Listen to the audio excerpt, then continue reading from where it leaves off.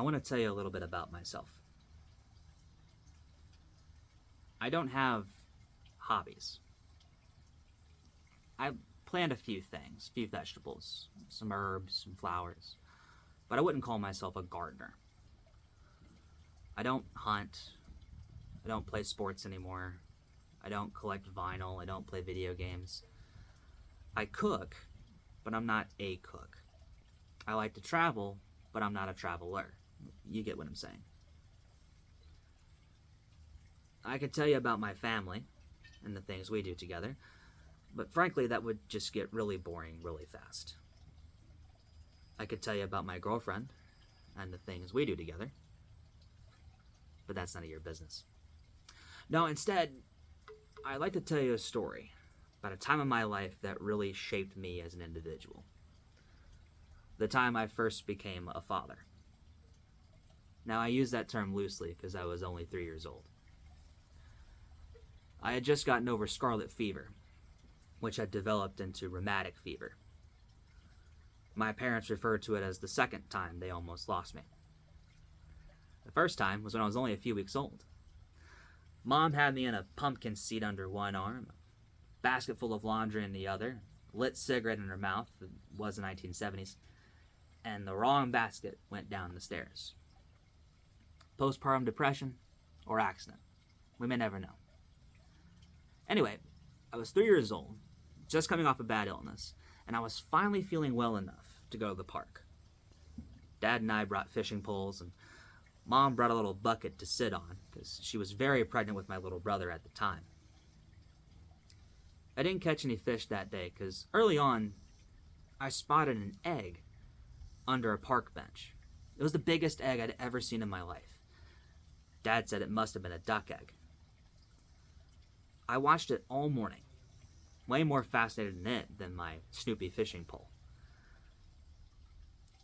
The duck parents never came to check on the egg, which made me really sad. It must have been my parents' relief in not having lost me that helped me to convince them to not give up on this little duckling to be.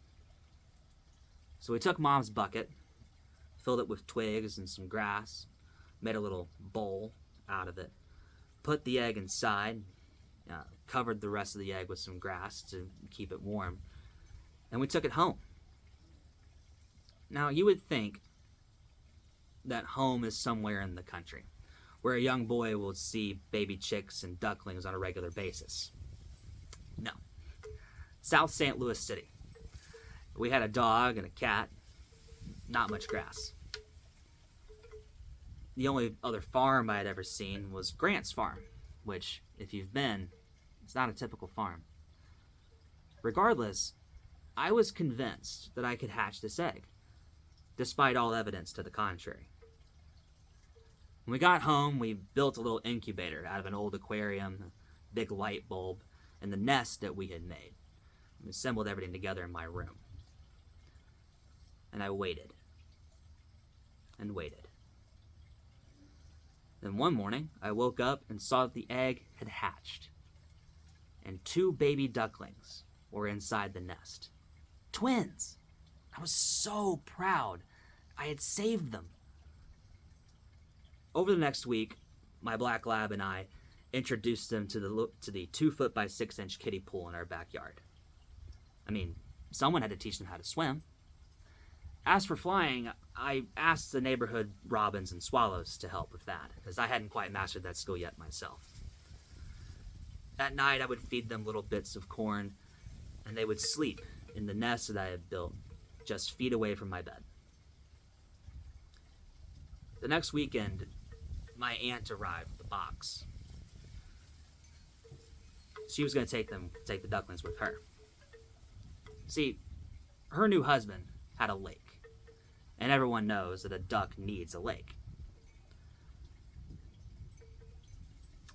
And they really needed to learn how to fly from the other ducks. And the neighborhood birds were not doing their job with that. So after a few tears and some hugs and one last swim around the kiddie pool, my aunt took them to her new husband's lake.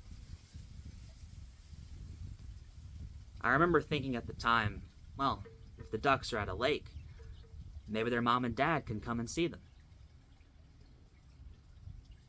I was 13 when I learned the truth.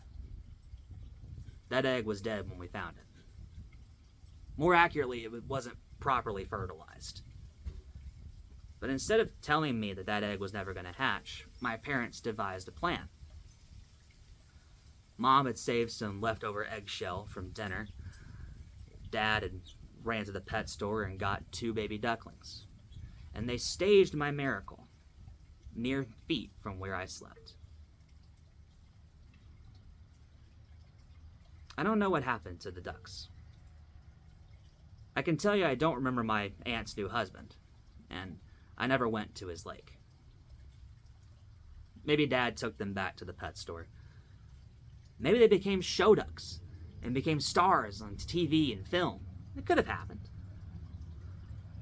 What I can tell you is this, that in my week as a duck dad, I learned some responsibility, which I was going to need for a little brother on the way.